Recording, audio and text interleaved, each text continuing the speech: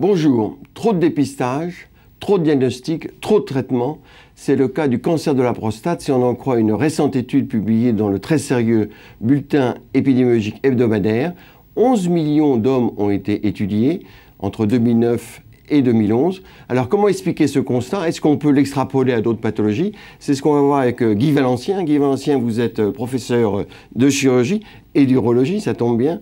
Vous avez fondé et vous présidez l'École européenne de chirurgie. Vous avez publié des rapports, des livres sur le système de soins et vous organisez chaque année une convention de réflexion sur la santé à Chamonix. Alors, est-ce qu'il y a trop de diagnostics, trop de dépistage? Est-ce que c'est un problème réel aujourd'hui, alors qu'on parle de qualité et aussi surtout d'économie?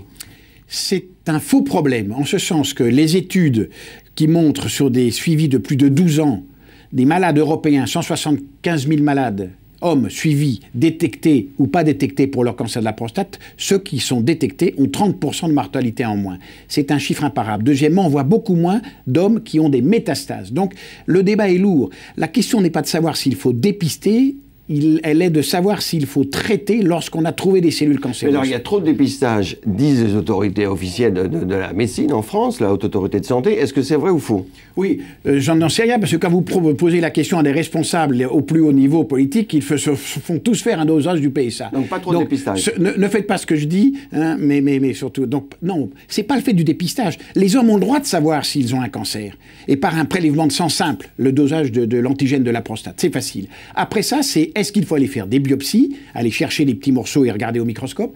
Et si oui, une fois qu'on a ce résultat, est-ce qu'il faut traiter ou pas? Alors c'est la biopsie, trop de biopsies, trop de diagnostics. Il y a peut-être que l'on fait trop de biopsies, peut-être que l'on fait aussi trop de traitements par rapport aux résultats des biopsies. Nous sommes dans un monde encore où on ne sait pas vraiment personnaliser pour un tel ou un tel la bonne attitude. C'est en train de venir, peu à peu, on va être de plus en plus précis pour un malade. Mais alors, est-ce qu'il y a trop de traitements quand même? Est-ce qu'il y a trop de chirurgie? C'est une chirurgie qui peut être invalidante, mutilante. Ou est-ce que ça s'améliore? Est-ce qu'il y a un vrai problème de santé publique aujourd'hui? Alors, je pense qu'il n'y a pas un vrai problème de santé publique. On a monté en épingle beaucoup de choses. Il y a trop de chirurgie, il y a trop de radiothérapie, il y a trop de traitements par une important, ce que vous Bien dites. sûr, il y en a trop. On le sait parce qu'il y a des hommes que l'on traite pour lesquels ce ne serait peut-être pas utile. Mais globalement, et je suis désolé de parler en santé publique, globalement, le résultat est là, puisque les études les plus fortes, hein, notamment cette étude européenne dont j'ai parlé, vous indiquent 30% de réduction de la mortalité. Qui n'irait pas traiter des hommes si on peut aboutir à ce qu'un tiers d'entre eux ne meurent pas de la maladie? C'est quand même lourd à supporter. Alors, est-ce qu'on peut extrapoler? Alors, il y a le cancer de la prostate, mais il y a toutes les pathologies, il y a d'autres cancers, puis d'autres pathologies qui ne sont pas des cancers. Est-ce que on parle maintenant de pertinence des soins, d'actes inutiles? C'est un thème de réflexion de la Fédération hospitalière de France. Quel est votre point de vue là-dessus? Mon point de vue est que, d'abord, juste pour en finir avec le cancer de la prostate, on a la même question avec le cancer du sein.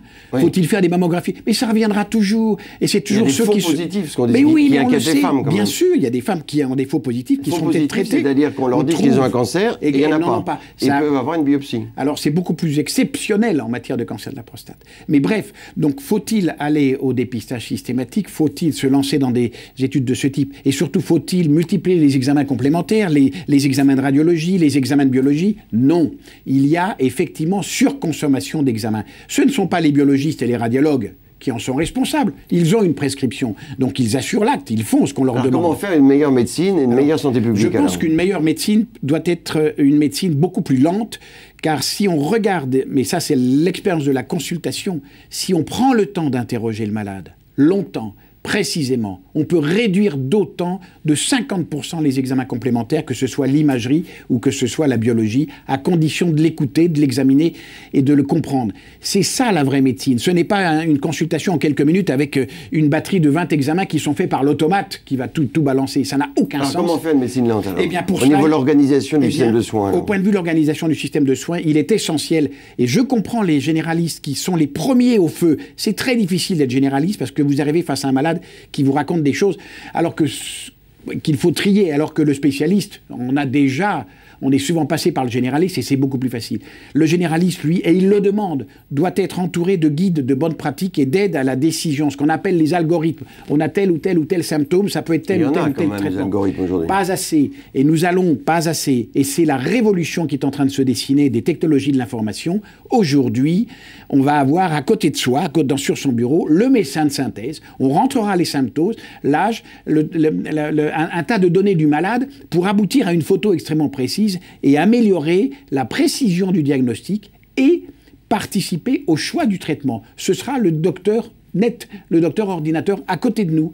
Nous resterons les médecins, ceux qui décideront pour les malades qui ne peuvent pas rentrer dans ces normes. Mais il y a urgence aujourd'hui, non? Quand on voit le cancer de la prostate ou d'autres pathologies, de prendre le temps, d'être aidé par des logiciels. Est-ce que c'est pas un problème important aujourd'hui qu'il faudrait quand même... Mais les logiciels, mais c'est aujourd'hui, les logiciels sont là. Ça fait des années qu'on traîne avec le dossier personnel du malade, le fameux DMP. C'est des centaines de millions d'euros qui ont été mis, et la CIP qui n'a toujours pas ce dossier, enfin il y en a 300 000, dont très peu sont ouverts. Vous regardez les pharmaciens, ils ont un dossier national, les 30 000 pharmaciens, qui permet de connecter toutes les pharmacies entre elles sur les traitements. C'est merveilleux. Pourquoi nous ne faisons pas la même chose en médecine? Commençons simplement. On peut le faire, mais en quelques mois, en quelques semaines. C'est faisable. Et donc votre conclusion, c'est de donner du temps, et du bon temps, je dirais, avec des aides informatiques aux médecins généralistes. Absolument. Ce qui n'est pas la tendance actuelle. Non, c'est tout le contraire, mais exactement. Revenons à la médecine lente. En revanche, améliorons les procédures de diagnostic et de thérapie grâce à l'ordinateur et grâce aussi à ces personnels dédiés niveau master qui n'existent pas entre l'infirmière